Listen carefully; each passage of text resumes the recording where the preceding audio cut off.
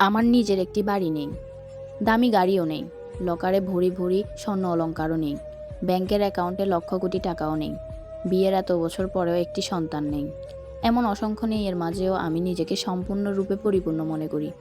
তার কারণ কি জানেন?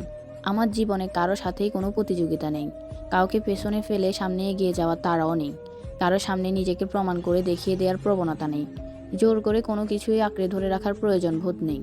আজকের সময়ে এই যে একটি মানসিক শান্তিপূর্ণ স্থানে আমি এসেছি, তার পেছনে ছোটোখাটো কিছু তিক্ত অভিজ্ঞতা বা খণ্ড খণ্ড ঘটনা থাকলেও সবচেয়ে বড় ভূমিকা রেখেছে আমার আশেপাশের কাছের মানুষগুলো।